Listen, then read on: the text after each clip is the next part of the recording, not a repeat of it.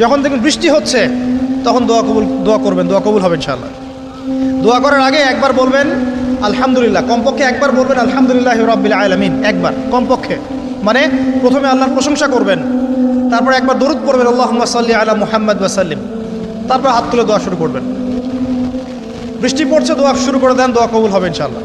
আজান দিয়েছে, আজান এবং একামতের মাঝখানের সময়টা আছে, এই সময়টা কাজে লাগান, দোয়া কবুল হবে ইনশাআল্লাহ।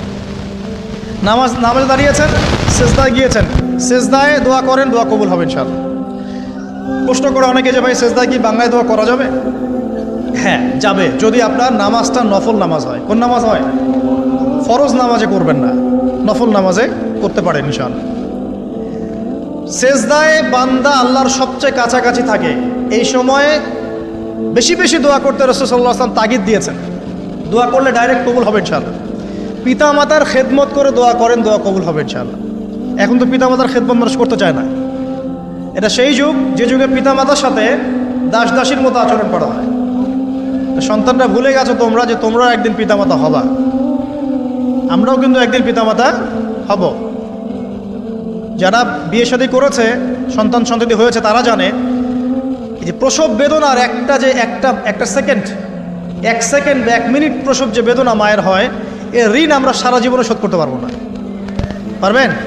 এই কারণেই মায়ের পায়ের নিচ জান্নাতের কথা বলা আছে।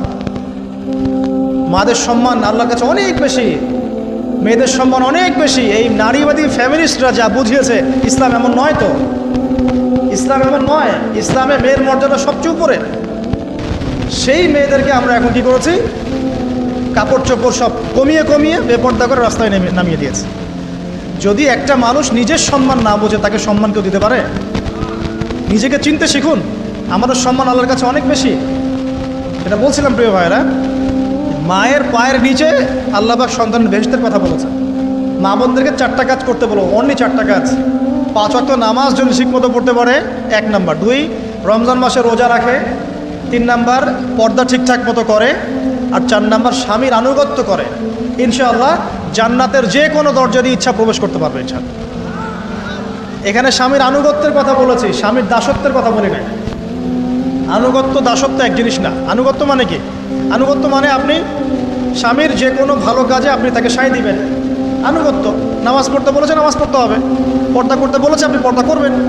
বেপর্দায় যাবেন, আপনি যাবেন না। এটা আনুগত্য। দাসত্ব কি? দাসত্ব হচ্ছে যে সে ভালো মন্দ যাই বলুক আপনি শুনছেন, এটা দাসত্ব। এটা করবেন না। মা বোনরা 4টা কাজ বাসায় গিয়ে আবার শুনিয়ে দিবেন। নবীজি বলেছেন 4টা কাজ কোনো মেয়ে করলে জান্নাতের যে কোনো দরজা দিয়ে ইচ্ছা প্রবেশ করতে পারবে। 1 নাম্বার, 5 ওয়াক্ত সালাত। 2 নাম্বার, রমজান মাসের সওম রোজা। 3 নাম্বার, পর্দা ঠিকঠাক মতো করবে, লজ্জাস্থানের হেফাজত। এবং 4 নাম্বার, স্বামীর আনুগত্য করা। মায়ের খেদমত করে দোয়া করেন, দোয়া কবুল হবে ইনশাআল্লাহ। বাবার খেদমত করে দোয়া করেন, দোয়া কবুল হবে ইনশাআল্লাহ। কোরআন তেলাওয়াত করে দোয়া করেন, দোয়া কবুল হবে ইনশাআল্লাহ। মনে করেন শেষ রাতে উঠেছেন, মানে শেষ রাত বলতে বোঝাচ্ছি এই ধরেন যে 2টার পর থেকে, এখন 2টা 2:30টার পর থেকে নিয়ে ফজর পর্যন্ত শেষ রাতে উঠেছেন। এই সময় আপনি যা দোয়া করবেন ইনশাআল্লাহ কবুল হবে। হ্যাঁ, বলতে বাধ্য হচ্ছি, এখনকার তরুণ সমাজ ওই 2টা 2:30টার দিকে ওই যে কার কার খেলা থাকে, ওই খেলাগুলো দেখার জন্য ওঠে, তাহাজ্জুদ পড়ার জন্য উঠতে পারে না। অথচ আল্লাহ পাক বলছেন কি, যে শেষ রাতে আল্লাহ পাক প্রথম আসমানে নেমে আসেন এবং আহ্বান করেন, কে আছো আমার কাছে কিছু চাইবে আমি দিব, কে আছো আমার কাছে রিজিক চাইবে দিব, কে আছো আমাকে ডাকবে আমি তোমার ডাকে সাড়া দিব, কে আছো আমার কাছে ক্ষমা চাইবে আমি তোকে ক্ষমা করে দিব। প্রিয় যুবক ভাইরা, আল্লাহকে মূল্যায়ন করতে শিখুন। এই সময়গুলোতে দোয়া করলে ইনশাআল্লাহ তাআলা আপনার দোয়া কবুল হবে ইনশাআল্লাহ। সবচেয়ে ইম্পর্টেন্ট হচ্ছে একটা, যেটা আমরা প্রত্যেক দিন পড়ি, প্রায় 17 রাকাত নামাজ পড়ি আমরা, ফরজ নামাজ। শুধু ফরজ নামাজের কথাই বলছি। এখানে আপনি 34টা সেজদা করেন। 17 রাকাত ফরজ, 34টা সেজদা করেন। প্রত্যেক সেজদায় যদি একটা করে দোয়া করতে পারেন ইনশাআল্লাহ আল্লাহ আপনার দোয়া কবুল। দোয়া কবুল করার কিছু জায়গা বলে দিলাম, বেশি বেশি দোয়া করতে হবে। আমরা উম্মার অবস্থাগুলোকে বুঝতে শিখব। এখানে এই 3 ব্যক্তি, এটা বলে আমি শেষের দিকে যাচ্ছি, একটু ধৈর্য ধরেন। এই 3 ব্যক্তি পড়ে গেছে গুহার মধ্যে।